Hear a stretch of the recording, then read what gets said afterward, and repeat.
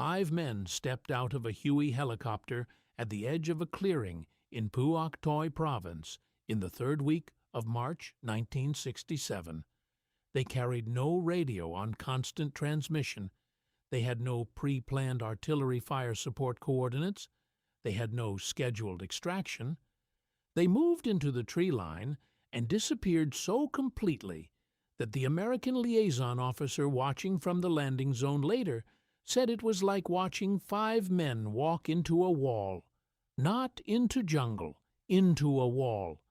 Because one moment they were there, and the next moment there was only jungle, humming and dense and utterly silent, and not a single leaf had moved to mark their passing. That patrol stayed inside enemy-controlled territory for 19 days. Wait, what? 5 men. 19 days. No reinforcement, no resupply, no daily radio check-in with a warm headquarters building 50 kilometers away, while 500,000 American soldiers were conducting search and destroy sweeps loud enough to be heard from the next province, while helicopters were burning aviation fuel at a rate that would have shocked a peacetime comptroller, while the metrics of war, body count, sorties flown, rounds expended, were being tallied like production quotas in a factory. 5 Australians walked into that jungle and became part of it, and the Viet Cong soldiers who lived and trained and moved through those same trees had a name for what those 5 men were. They called them Ma Rung, phantoms of the jungle. During their time in Vietnam, the Special Air Service Regiment proved highly successful, with members known to the Viet Cong as Ma Rung, phantoms of the jungle lobby due to their stealth. That name wasn't handed out freely. It wasn't given to the Americans who had 500,000 men in country. It wasn't given to the South Koreans, whose methods were sometimes so brutal American commanders had to rein them in. It was given to the Australians, a force that, at its absolute peak, numbered around 8,000 men, spread across one coastal province. A force that had walked away from American command authority before the concrete at Nui Dat was even dry. A force that had negotiated an extraordinary degree of operational independence from the most powerful military machine in human history, and then used that independence to achieve results that American analysts would spend years trying to explain and decades trying to replicate. This is the story of why the Australian SAS in Vietnam took orders from no one. And by the end, you'll understand why the enemy feared a 5-man patrol more than a battalion. Stay with me. To understand why the Australians refused American command, you have to understand the institution that produced them. And to understand that institution, you have to go back further than Vietnam. You have to go back to Malaya, to Borneo, to a series of jungle wars in Southeast Asia that most Americans have never heard of, fought by a small professional army that had been thinking seriously about counterinsurgency warfare since the late 1940s. The experience in Malaya exerted a strong influence on how the Australian Army thought about how it would, and ultimately did, fight across Southeast Asia. The Malayan emergency began in 1948. It was a guerrilla war against communist insurgents in dense jungle terrain that bore a striking resemblance to the terrain of South Vietnam. The armed wing of the communist movement was always deeply reluctant to engage British Commonwealth security forces, and the result was a war of intense frustration as Australian soldiers and airmen searched for a comparatively small number of enemy who did not want to be found and had the advantage of hiding in the vast jungle wilderness of northern Malaya. That frustration was educational. The Australian Army learned things in Malaya that couldn't be taught in a classroom. They learned that patience was a weapon. They learned that silence in jungle terrain was not merely tactically useful, but operationally decisive, that an enemy who cannot hear you coming cannot prepare for you. They learned that intelligence gathered over days and weeks of quiet observation produced better outcomes than intelligence gathered by sweeping through an area with 100 men and a lot of noise. And they learned to question received doctrine. When British command structures tried to apply conventional warfare thinking to a counterinsurgency problem, results were poor. When units adapted, when they moved slowly, when they learned the terrain and the pattern of enemy movement before acting on it, results improved dramatically. Owing to its experience in jungle operations during the Malayan Emergency and its consequent training focus on counterinsurgency in jungle environments, the Australian Army already possessed the requisite operational expertise for a South Vietnam mission. Then came Borneo. Between 1963 and 1966, Australian SAS squadrons operated in Borneo during the Indonesian confrontation, a conflict that required extraordinary small unit capability in some of the densest jungle terrain on the planet. They conducted reconnaissance patrols so far into Indonesian territory that if anything had gone wrong, extraction would have been diplomatically impossible before it was militarily possible. The regiment first saw active service in Borneo in 1965 and 1966 during the Indonesian confrontation, mainly conducting reconnaissance patrols, including secret cross-border operations into Indonesian territory. So when Vietnam started calling for forces in 1965, the Australian Army was not a conventional force being asked to operate unconventionally. It was an institution that had been fighting and refining counterinsurgency doctrine for 15 years. The officers who would command in Vietnam had served in Malaya. The SAS troopers who would patrol Phuoc Tuy province had trained and operated in Borneo. When they looked at what the Americans were doing in Vietnam, the massive search and destroy operations, the body count metrics, the reliance on firepower to substitute for information, they recognized it immediately. It was the same mistake British command had made in the early years of Malaya, and they had seen where that led. The 1st Australian Infantry Battalion to deploy to Vietnam arrived in June 1965. The 1st Battalion, Royal Australian Regiment, served in Bien Hoa Province with the United States 173rd Airborne Brigade. They were attached to an American unit, operating under American command, following American operational procedures. The attachment to U.S. forces highlighted the differences between Australian and American operational methods. Whereas the Americans relied on massed firepower and mobility in big unit search and destroy operations as part of a war of attrition, which often resulted in heavy casualties on both sides, the Australians emphasized deliberate patrolling, using dispersed companies, supported by artillery, armored personnel carriers, and helicopters, to separate the Viet Cong from the population in the villages, while slowly extending government control. The reports coming back from Australian officers serving with the 173rd Airborne were professionally diplomatic and privately scathing. American units helicoptered into an area, swept through it with noise and firepower, and the Viet Cong simply waited them out. The enemy understood the American pattern. They knew the Americans would come, would create a great deal of disruption, and then would leave. So they endured, then returned. The American approach was producing enemy dead, but not enemy defeat. It was measuring the war in bodies and counting that as progress.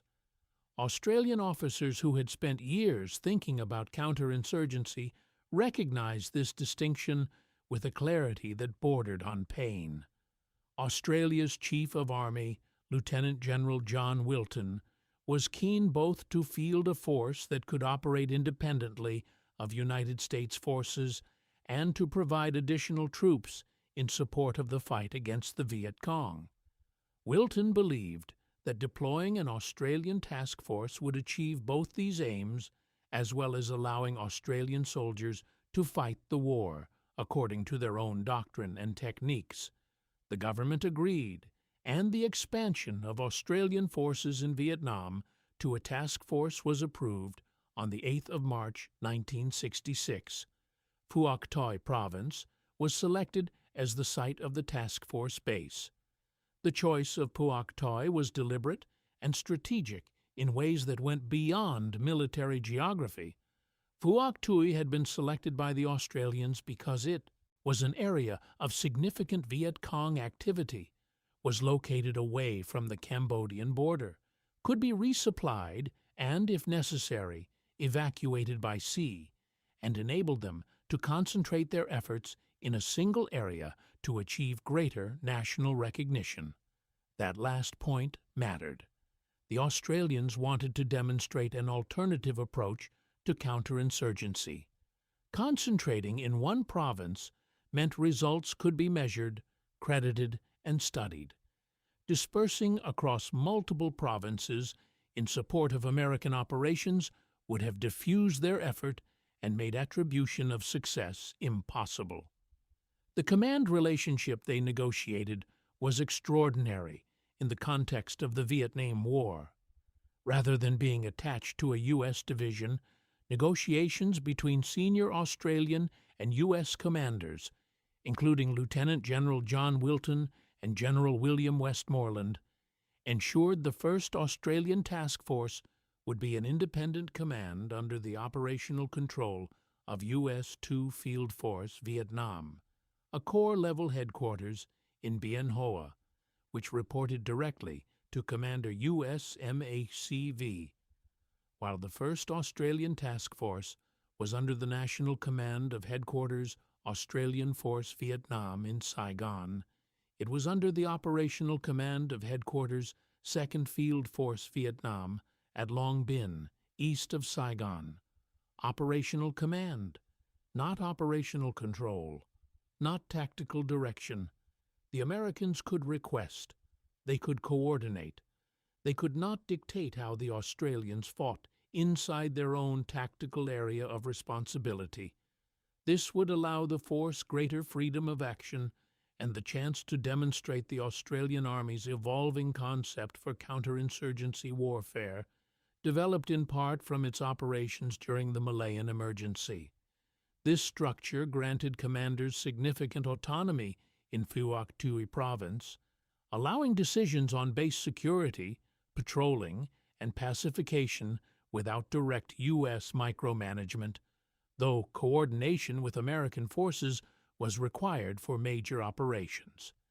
The man who would command this independent force was Brigadier David Jackson, an experienced infantry officer who had served in the Middle East and New Guinea during the Second World War and later in Korea, and had commanded the Australian Army Training Team Vietnam prior to taking up the appointment.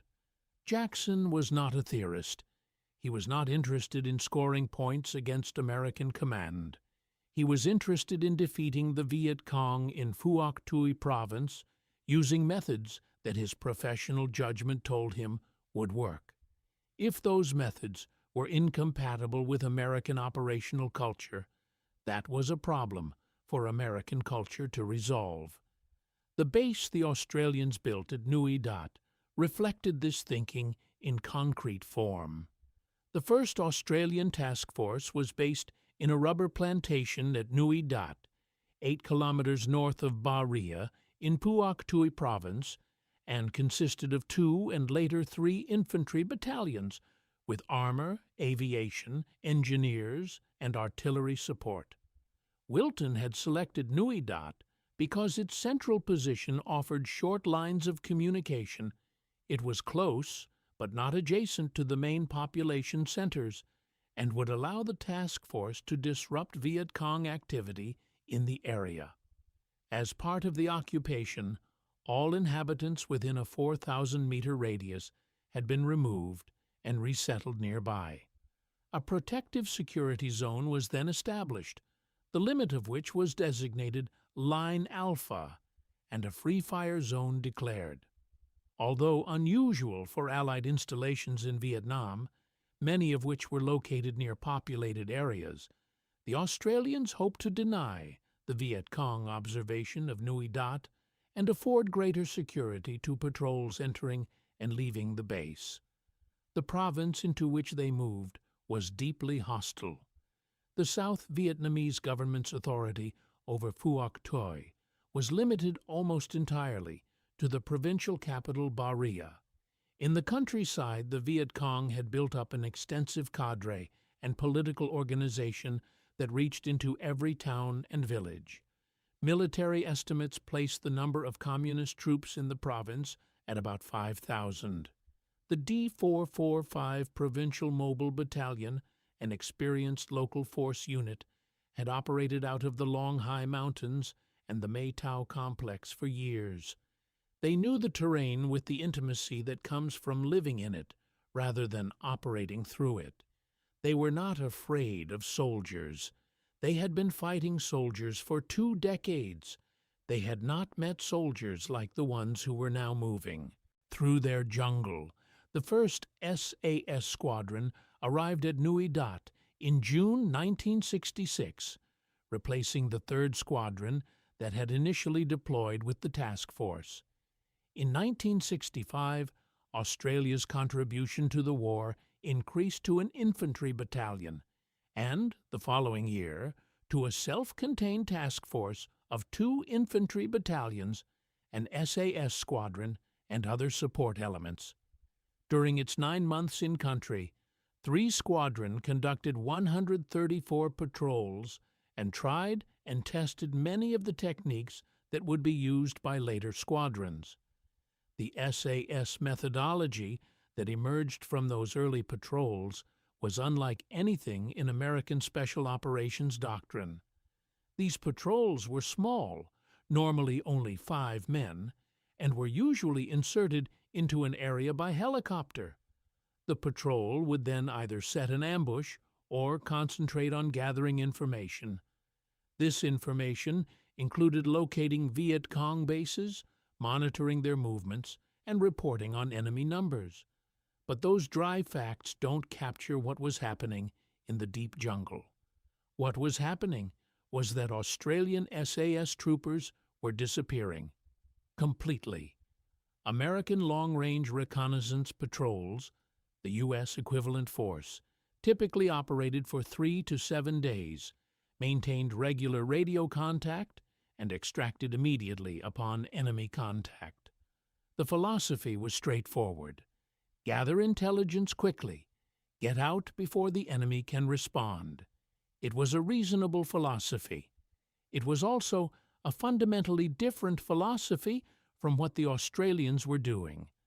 Australian Special Operations units would go out into the jungles of Vietnam for weeks at a time, often without saying a word to one another, in order to maintain complete silence as they stalked enemy troops through the jungles. Operating in small groups of 4 to 6 men, they moved more slowly than conventional infantry through jungle or bushland, and were heavily armed, employing a high rate of fire to simulate a larger force on contact and to support their withdrawal. The intelligence this produced was of a different character than anything a 3-day patrol could generate. Where American reconnaissance told commanders where the enemy was right now, Australian reconnaissance told commanders where the enemy would be next week, because it revealed the patterns of movement rather than the snapshot of a single moment. Enemy supply routes, not just enemy positions. The times when particular trails carried traffic, not just the fact that the trails existed. The rhythms of enemy logistics, the locations of caches, the habits of unit commanders who varied their routes less than they believed they did. This was intelligence as prediction, not intelligence as observation. and it gave the Australian task force a consistent operational advantage that American units struggled to understand, let alone replicate. In April 1968, the SAS squadron began conducting recce ambushes, where patrols carried out reconnaissance of an area for several days and then set ambushes on possible tracks. These patrols were different to earlier patrols, when a patrol would either conduct reconnaissance or set ambushes, not a combination of the two. The recce ambush concept represented an evolution in doctrine, a response to accumulated experience on the ground that had no parallel in American operational thinking. The results were staggering. In a 6-year period, the Australian and New Zealand SAS in Vietnam conducted nearly 1,200 patrols and inflicted heavy casualties on the Viet Cong, including 492 killed, 106 possibly killed, 47 wounded, 10 possibly wounded, and 11 prisoners captured. Their own losses totaled 1 killed in action, 1 died of wounds, 3 accidentally killed, 1 missing, and 1 death from illness. Nearly 1,200 patrols. The loss ratio those numbers represent is not a statistical accident. It is the product of doctrine, training, and the particular kind of cold professional competence that comes from doing one thing with absolute focus for years at a time. The SAS had the highest kill ratio of any Australian unit in Vietnam, and of every unit operating in the country, American, South Korean, South Vietnamese. No force in the war achieved what these small patrols achieved in terms of combat efficiency per soldier deployed. But the gap between Australian and American approaches was causing friction at the command level that went well beyond tactical disagreement. American general officers visiting Phuoc Tuy Province struggled to reconcile what they observed with their understanding of how a war should look. American doctrine in Vietnam was built on production metrics: enemy killed per day, rounds expended per week, helicopter sorties flown per month. More was winning, less was failing. By these metrics, the Australians were not winning hard enough, not fast enough, not loudly enough. Australian doctrine emphasized establishing a base and spreading influence outwards to separate the guerrillas from the population. By lodging at Nui Dat, they aimed to form a permanent presence between the Viet Cong and the inhabitants. This was not a doctrine that produced dramatic daily statistics. It was a doctrine that produced progressive degradation of enemy capability over months and years. It was, by every serious measure of counterinsurgency effectiveness, the right doctrine for the environment. American generals watching it operate didn't always see it that way. Then came Long Tan, and for a brief, sharp moment, everything was clarified. On the 17th of August, 1966, a 22-minute barrage of mortars and recoilless rifles struck the Nui Dat base in the pre-dawn darkness. D Company's 105 men and 3 New Zealanders from 161 Battery, Royal New Zealand Artillery, fought for almost 4 hours against soldiers of the North Vietnamese Army, who outnumbered them by 10-1. In response to the base being mortared in the early hours of the 17th of August, 1966, Delta Company 6 RAR was sent out on a patrol to locate the enemy mortar base plate positions and follow up any signs of Vietnamese forces. When they entered into the Long Tan rubber plantation, the 108 men of Delta Company found themselves engaged in a pitched battle over 3.5 hours with a reinforced main force Viet Cong regiment of approximately 2,000 to 2,500 soldiers. Captured enemy documents and the interrogation of prisoners revealed the Viet Cong force was made up of the 275th Regiment, reinforced by North Vietnamese regulars and the D445 Battalion. The plan had been to lure Australian troops out of their base and destroy them in a prepared killing ground. It was a rational plan. It just didn't work the way they expected. At 4:08 p.m. on the afternoon of August 18, 1966, a platoon of Australian soldiers in the rubber plantation came under sustained machine gun fire. Almost at the same time, the monsoon broke and heavy rain started falling. At first, they thought they were fighting a platoon-sized group, 20 to 30 men, and then a company, but they soon realized that they were under attack by at least a battalion of well-armed Viet Cong soldiers. What followed was 4 hours of fighting in monsoon rain, so heavy that visibility collapsed to meters. D Company called artillery fire so close that the rounds were landing among their own positions. Sergeant Bob Buick took command of 11 platoon after its commander, 2nd Lieutenant Gordon Sharp, was killed early in the battle. The platoon held. D Company held. They held with artillery support and with the particular stubbornness of soldiers who have been trained to expect things to go wrong and keep fighting when they do. The armored personnel carriers charged forward into the waves of enemy soldiers. At the same time, B Company arrived on the scene. Abruptly, the shooting stopped, and the enemy retreated. The Australian battle casualties were 18 killed and 24 wounded. Considering the odds those men faced, they acquitted themselves in a way that would ensure their achievement would be remembered in Australian military history forever. Some 245 enemy troops were killed, despite resulting in what would be the highest number of Australian casualties in any one engagement of the Vietnam War. Long Tan was seen as a great victory in which 6 RAR had been blooded. General Westmoreland himself called it one of the most spectacular engagements in Vietnam to date. The Australian and New Zealand victory in the Battle of Long Tan effectively imposed Australian and New Zealand dominance through Phuoc Tuy Province for the duration of their presence in Vietnam. And yet, the American pressure for larger operations, louder operations, more statistically productive operations did not stop. The conflict between Australian and American operational philosophy was structural.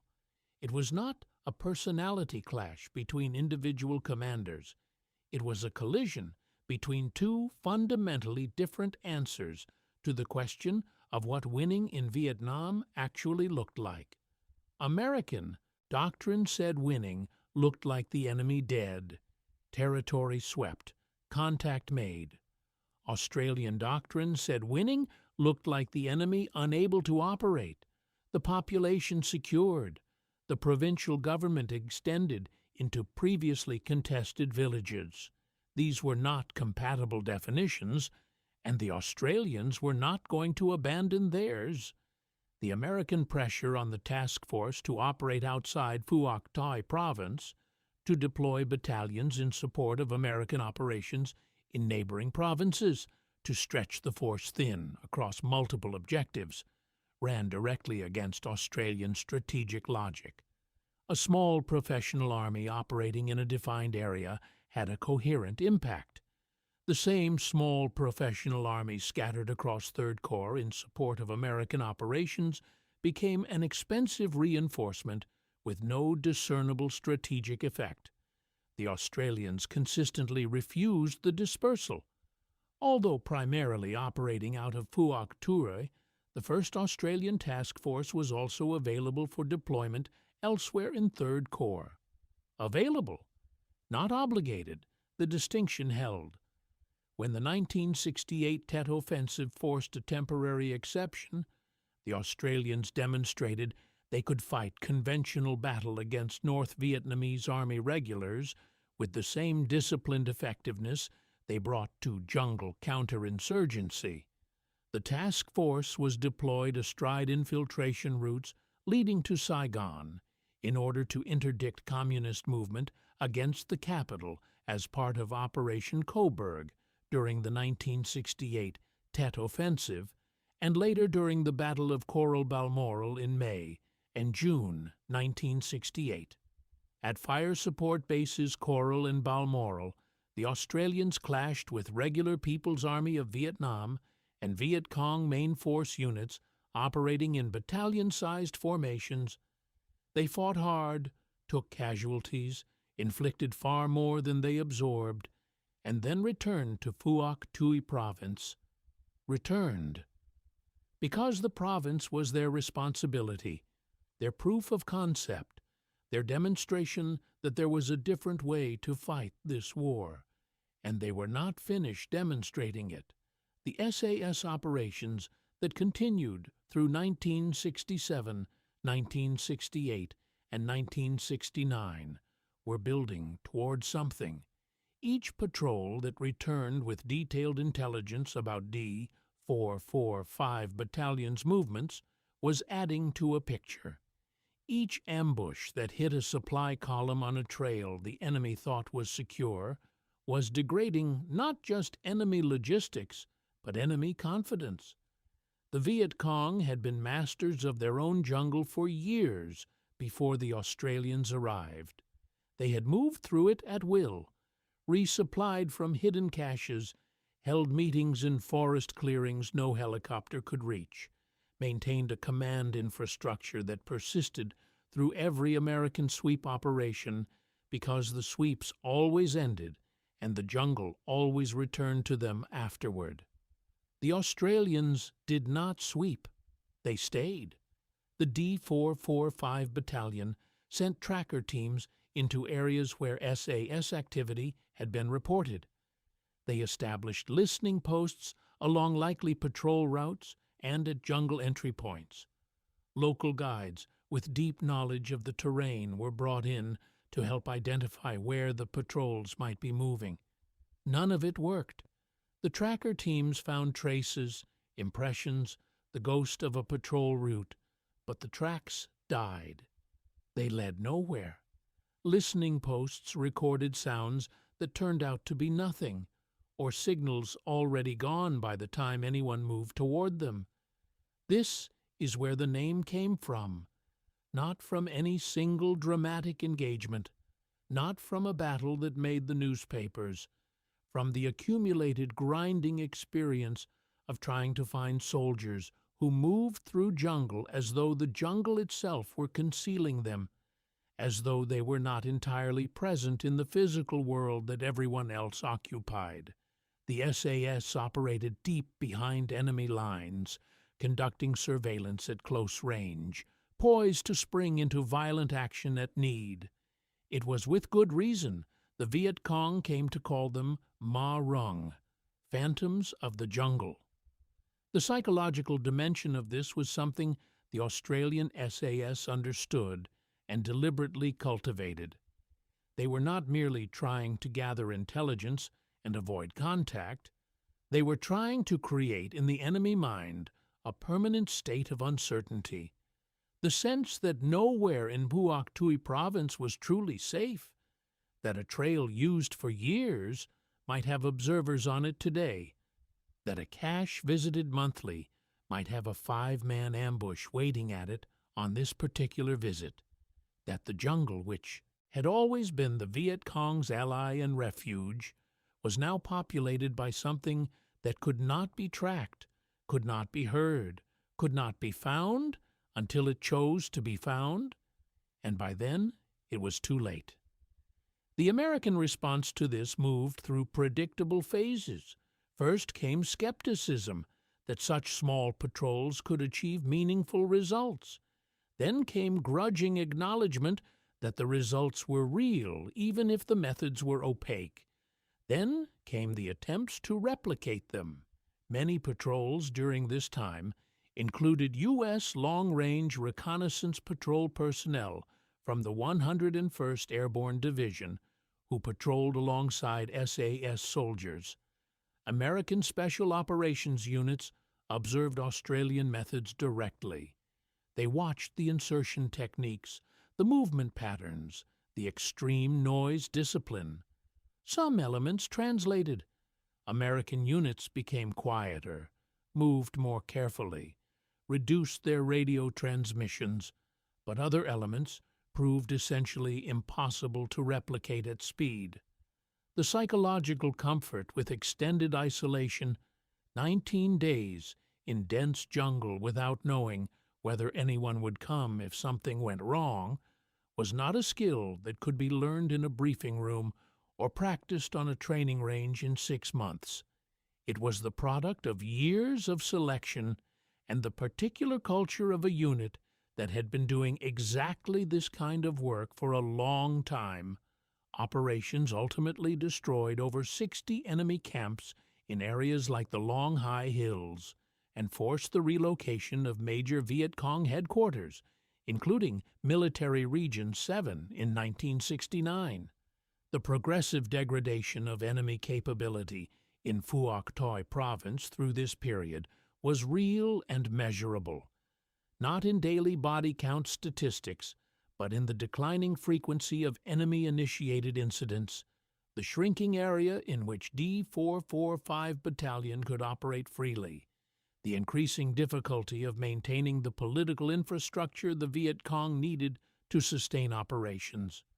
From late 1966 onward, task force units conducted daily patrols from Nui Dat, establishing fire support bases and ambushing enemy movements. By 1967 and 1968, operations resettled populations along Route 2 and disrupted supply lines, while actions during the Tet Offensive killed over 30 Viet Cong and North Vietnamese Army soldiers and expanded the tactical area of responsibility. By 1969, Viet Cong activity in the province was decreasing, and the SAS faced the frustrating prospect of operations limited to reconnaissance tasks around Nui Dat. Some patrols went months without enemy contact or sightings. That sounds like failure. In the context of counterinsurgency doctrine, it was the definition of success. You measure the effectiveness of a long-term security operation not by how much fighting is happening, but by how much fighting has stopped happening. The absence of contact was not a vacuum. It was evidence that the enemy had learned not to operate in areas where Australian patrols might be. By 1971, the enemy had, in the main, withdrawn from Phuoc Toi Province and was operating along its borders.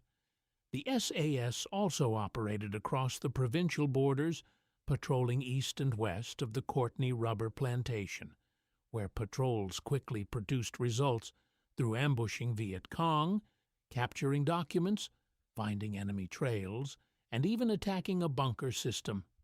In July, information gathered by the SAS helped form the basis for Operation Iron Fox, a large hammer and anvil operation. The Australians had achieved what they set out to achieve. Although the first Australian task force had been able to dominate its area of operations and successfully reduce the People's Army of Vietnam and Viet Cong's ability to influence and coerce the population of the province, while affording the South Vietnamese government some degree of control, this did not last following their withdrawal, as communist forces began to move back into Phuoc Tuy following their departure. That final note is important and should not be glossed over. What the Australians accomplished in Phuoc Tuy Province was real but not permanent. The larger war consumed it. A counterinsurgency campaign that secures one province while the surrounding country continues burning is not a winning strategy for the war. It is a demonstration of what a winning strategy could look like if it were applied at scale. The Australians understood this. They did not claim to be winning the Vietnam War. They claimed to be demonstrating that there was a method that worked where American methods were failing. The demonstration was valid. The scale was insufficient. Those are two different problems. Between June 1966 and December 1971, the first Australian task force recorded at least 3,370 People's Army of Vietnam and Viet Cong killed, the majority in Phuoc Tuy, while an unknown number were wounded. Total Australian Army casualties during the Vietnam War were 478 killed and 3,025 wounded, the bulk of which were sustained by the task force. These are not small numbers. These are the numbers of a force that fought hard, continuously, for 5 years. They are also the numbers of a force that achieved what it achieved at a fraction of the cost, in lives and in resources, of the American approach operating in comparable terrain.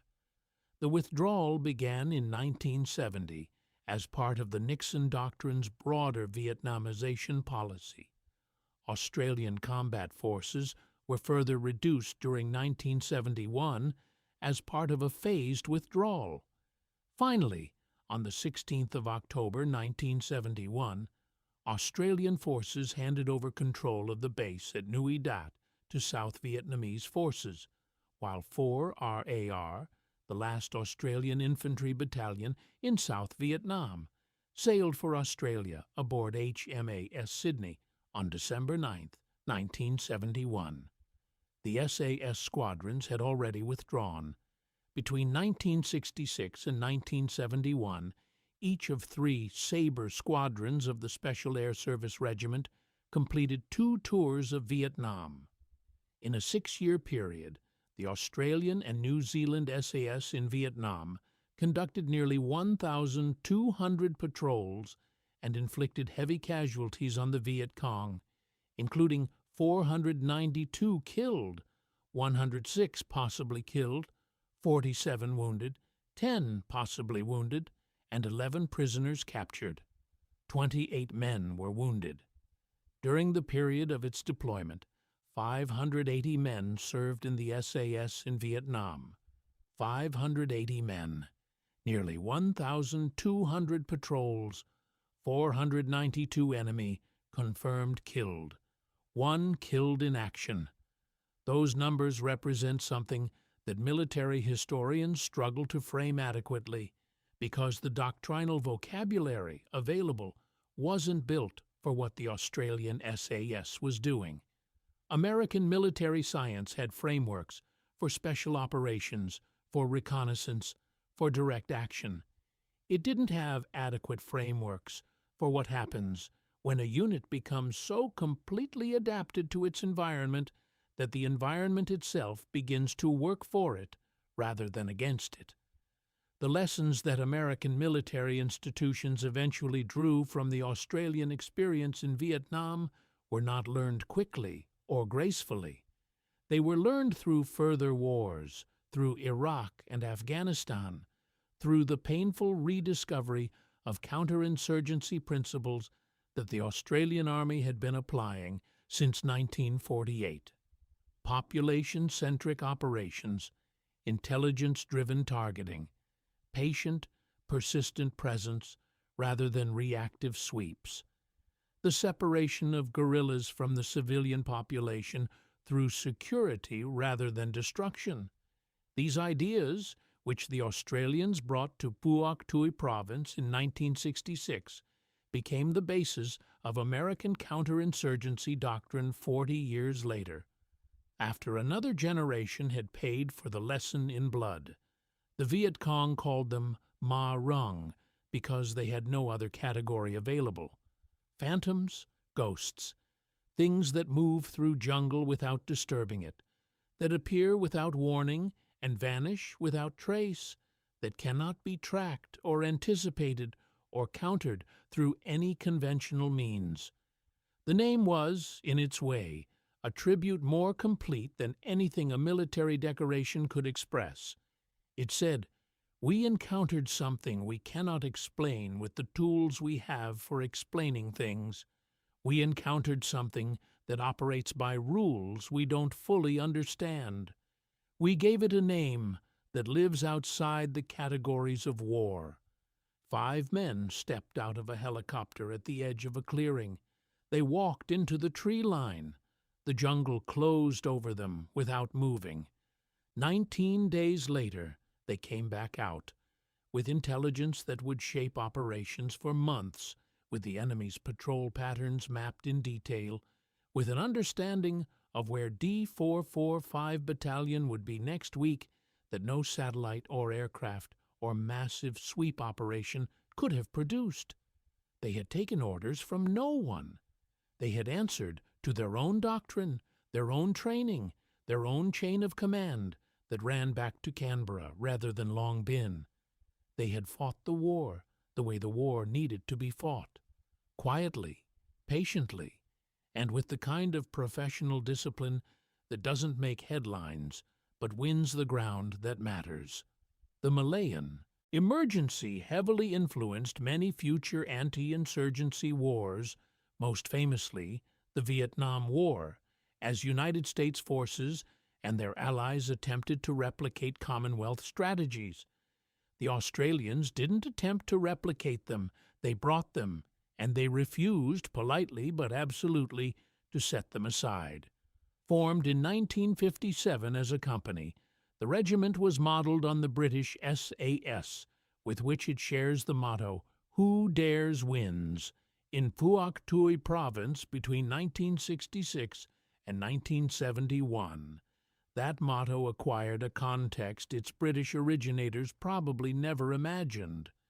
The daring was not the obvious kind. It was not the daring of men charging a machine gun position or rappelling from a helicopter into a hot landing zone.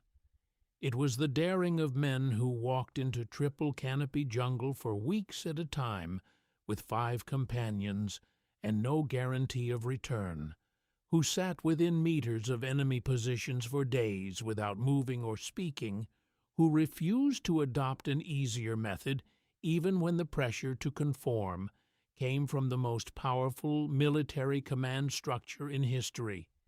It was the daring of a small country that looked at 500,000 American soldiers and said, "We have a better way," and then proved it. The jungle ghosts of Phuoc Tuy Province are gone now. The rubber trees have grown back over the fire support bases. The trails that SAS patrols navigated in silence are overgrown. Nui Dat is farmland. The war that produced the Ma Rung is 50 years in the past, and the men who earned that name are old, the ones who are still alive.